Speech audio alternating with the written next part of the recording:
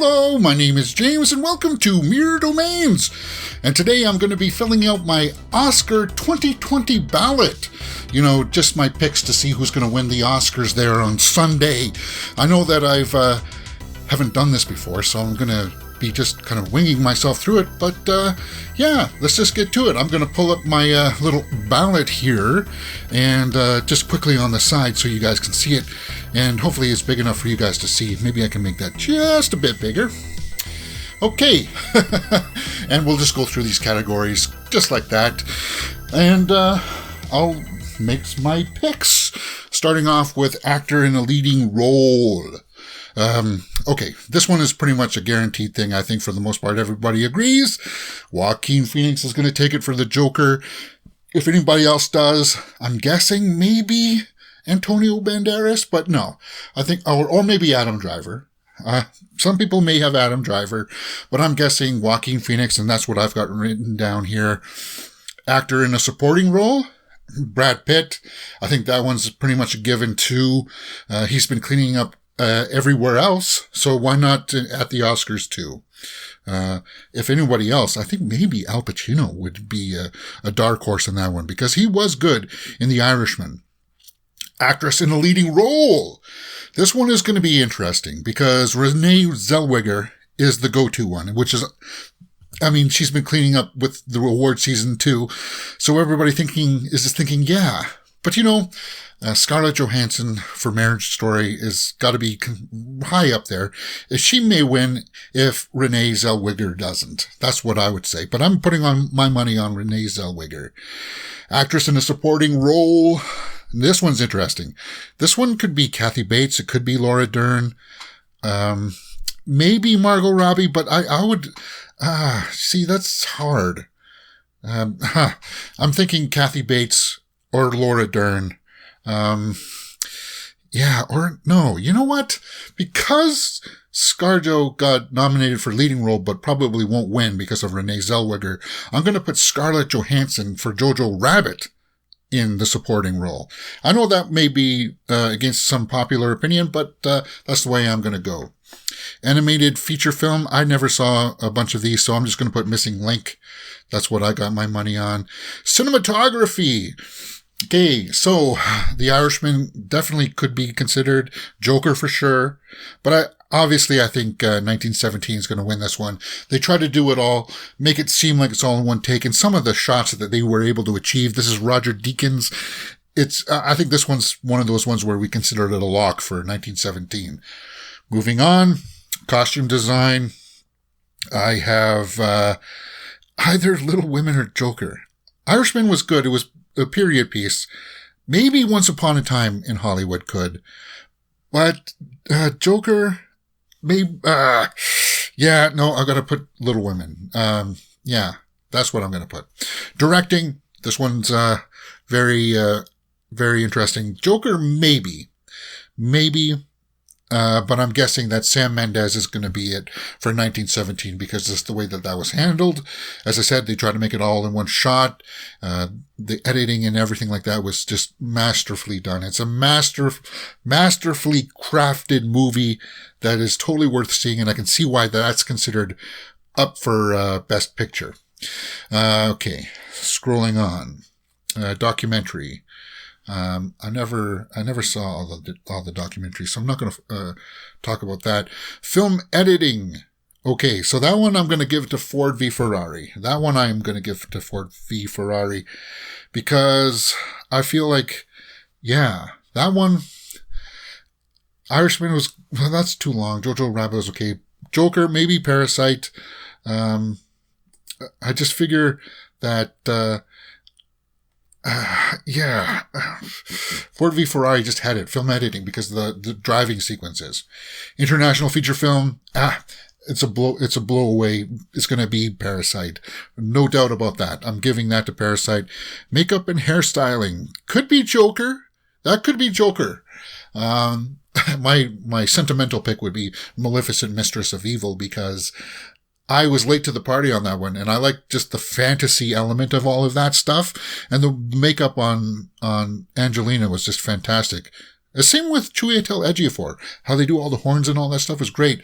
Joker, though, as I said, designing all that makeup was breathtaking. But I'm thinking maybe this one goes to Bombshell. Original score. The lady from Joker has been cleaning up, so I'm figuring Joker's going to win that one. Original song, I got to give it to Rocket Man, because that's the only recognition that they're really up for. And that's kind of a bummer, because I think Taron Egerton could have been nominated for acting for that one too. Original song, Rocket Man.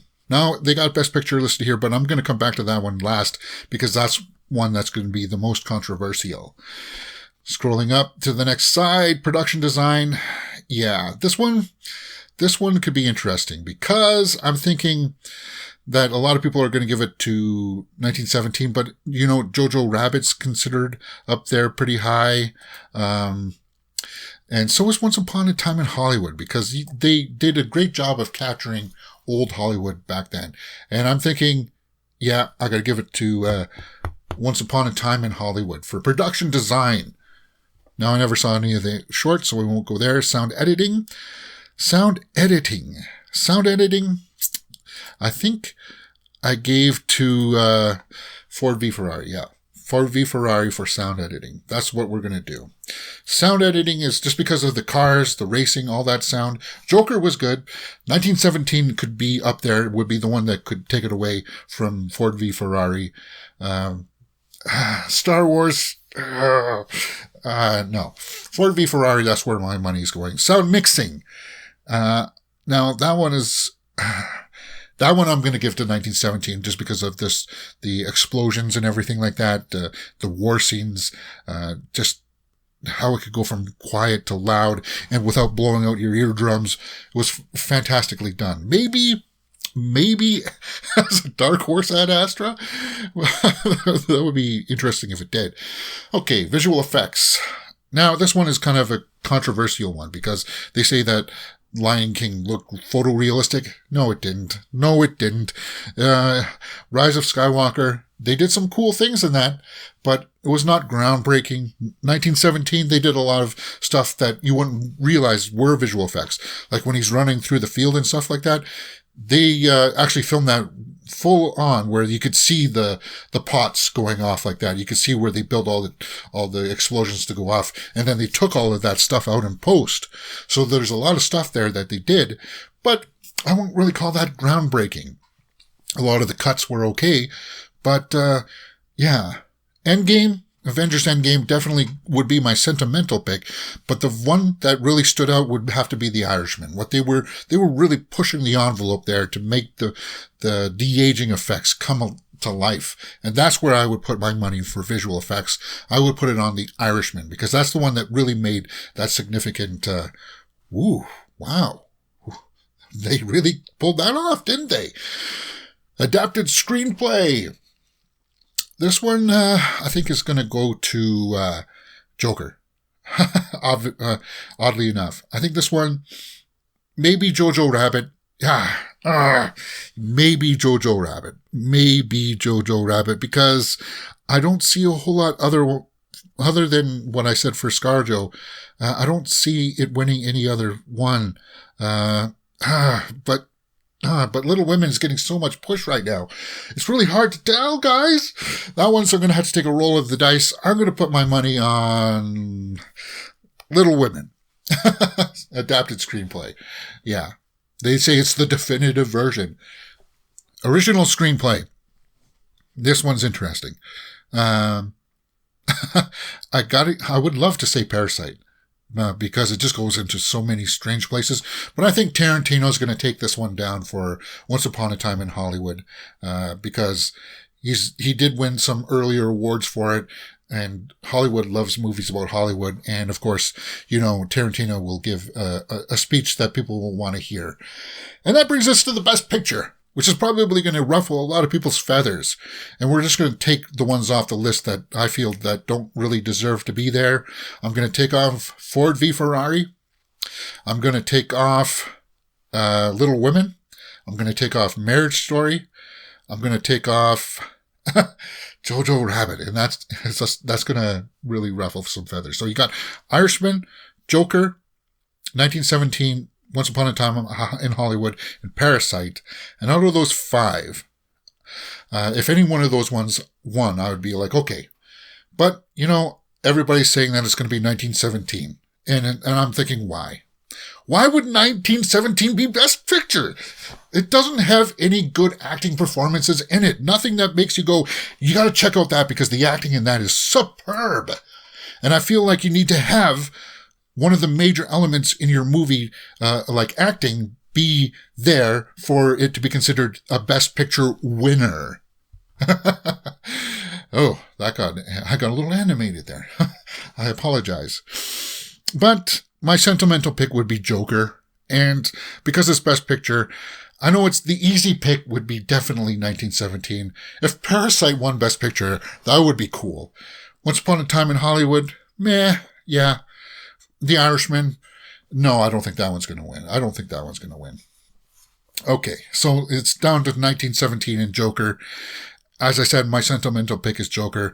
I think the way that it's going, I should pick 1917. I should pick it.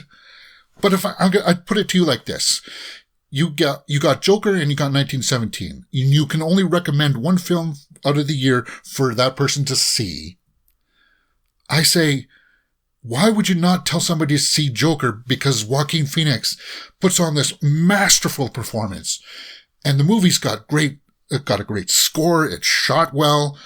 It's directed well. There's a nice script to it. It's got so many elements that require a Best Picture. Joker should be the one that people are recommending over 1917, but 1917 is going to win, and I don't care about that, so I'm going to put down Joker as my Best Picture winner, which is going to be a dark horse for sure, because everybody is going to be 1917, and I'm going to be there on Sunday going, yeah, get on with it, it's 1917. Yeah, that's the Best Picture for sure, yeah. But that's what I'm writing. So I'm going to pull up my little Word document here and show you guys all my picks. And when Sunday comes around, I'm thinking I'm going to maybe do a little live show with my camera on my phone and do my reactions like that. And I'll cross off to see how many I got out of these 20 picks and see if they match up with a lot of the popular votes and to see if I can pick the winners. But who knows? This is all just for fun, right? This is all just for fun. Okay, so what were your picks? Let me know what you feel is going to be the Best Picture winner, because I think that's the big one. And I think that's the one that people are going to feel the most kind of like, I don't know about that pick, guys, or yeah, I'm happy that one won. Let me know in the comments below. And that's it. That's my 2020 Oscar picks. Let's talk about some of these picks in the comments below. And I'll talk back with you. All right, that's it. YouTube is recommending a video for you to watch right there. You can see my latest one just right up here. My name is James, and you're watching Mirror Domains. If you've liked what you've seen, please hit that thumbs up button and subscribe. Right there.